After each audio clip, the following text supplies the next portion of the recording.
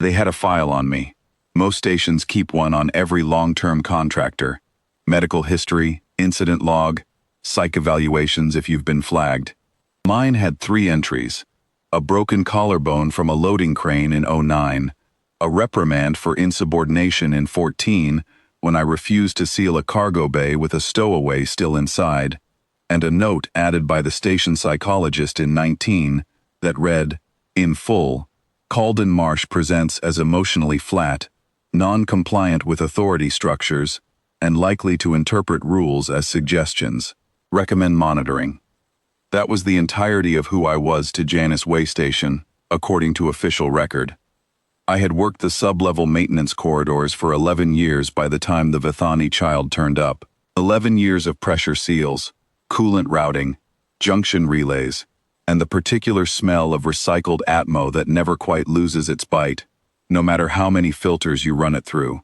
I knew every sound the station made, the groan of the habitation ring when the tidal lock shifted, the tick of contraction along the outer hull as the shadow line passed, the hiss and pressurize of the decontamination bays when something came in from outside that the manifest didn't account for.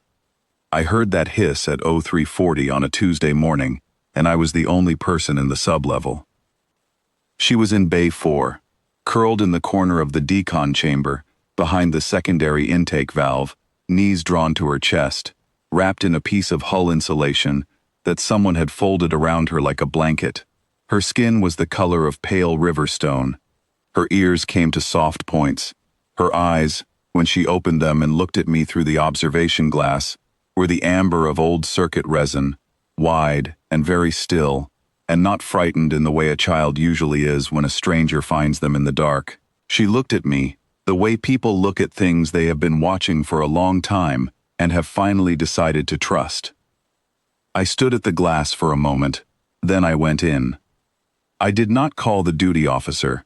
That was the first decision that set everything in motion, and I made it without drama, the same way I decided whether to use a standard wrench or a compression driver.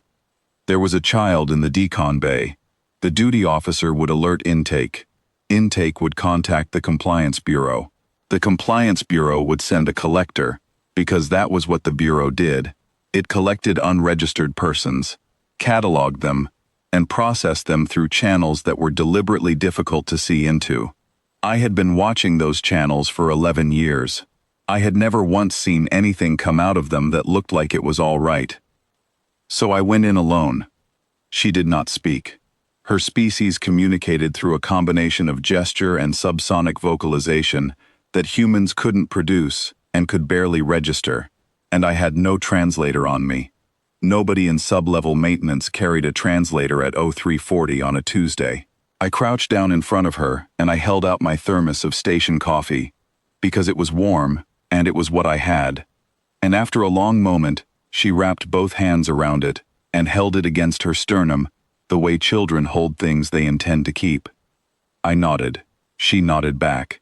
That was the whole of our first conversation.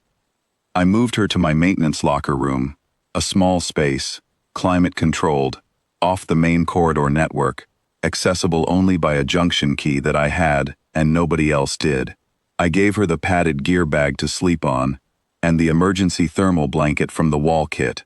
I checked the door twice. Then I went back to work, because if I didn't, someone would notice I was gone. For 3 days, I lived in 2 registers at the same time.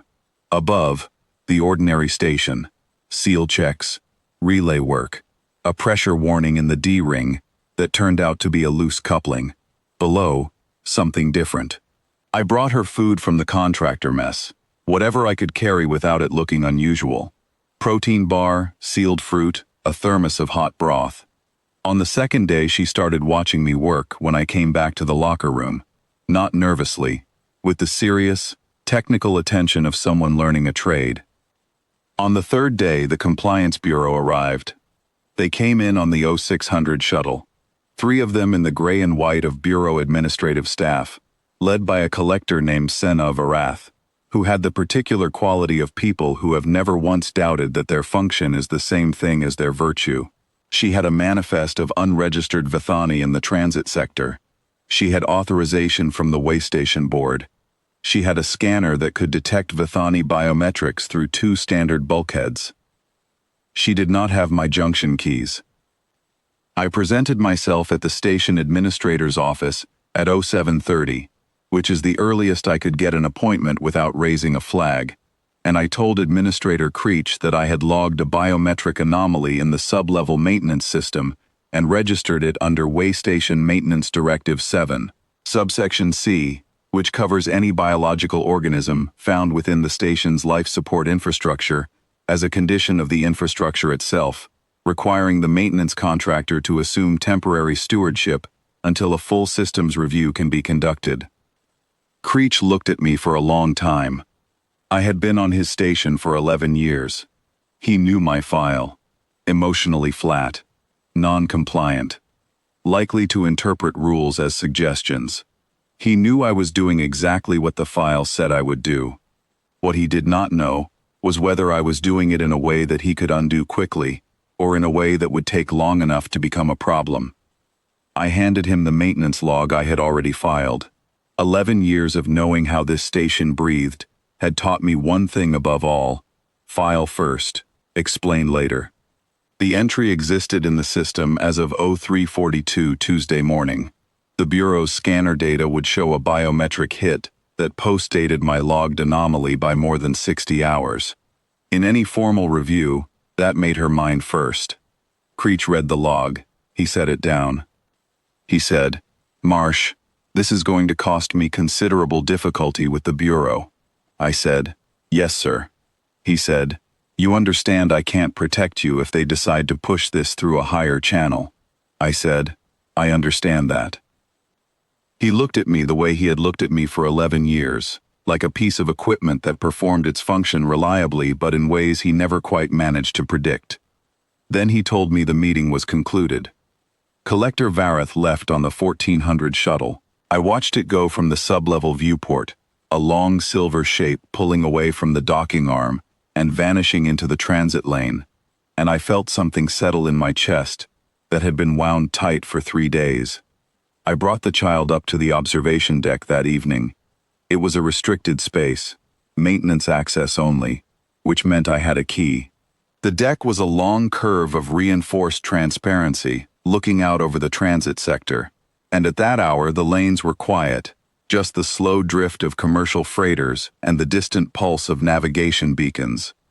She pressed both palms flat against the transparency and looked out for a long time without moving. Then she began to point. One by one, a star, then another, then the long smear of the Veth Corridor transit lane, then a beacon I knew as Junction Relay 14, and she knew as something else entirely, something she indicated with a motion of her hand that I understood was a word even if I couldn't hear the sound of it. She named things for me in a language I didn't have. I watched her hand move from point to point, and I memorized the shapes as carefully as I had memorized the station's pressure differentials and junction sequences, because they were her infrastructure, and understanding them seemed like the same kind of work. I never found out who had put her in that decon bay, or why. I never found out where she had come from, or what had happened before the hiss of the intake valve woke me from the sub-level corridor. She stayed in my locker room for another 9 days, until a Vithani freighter captain named Orath Ven made an unscheduled docking to collect what the manifest listed as a maintenance component. The component weighed about as much as a child and was carried aboard in a sealed gear bag by a large human maintenance contractor who did not speak to the docking officer and whose paperwork was, as always, entirely in order. I do not know what happened to her after that. The Bureau filed a complaint against me 6 weeks later. I was reprimanded, fined 1 month's contractor pay, and given a 4th entry in my file.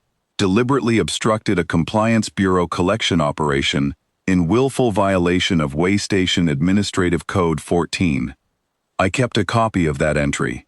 It seemed like the most accurate thing anyone had ever written about me. What I did was not complicated. What I did was exactly what the station's own rules permitted, interpreted by someone who had spent 11 years learning the space between what the rules said and what they were for. The Bureau had authorization, a scanner, and the absolute certainty that their function was the same thing as their virtue. I had a junction key, a maintenance log, and 11 years of knowing how to make a station do what it was actually built to do. She named the stars for me, one by one, in a language I couldn't speak. That was enough.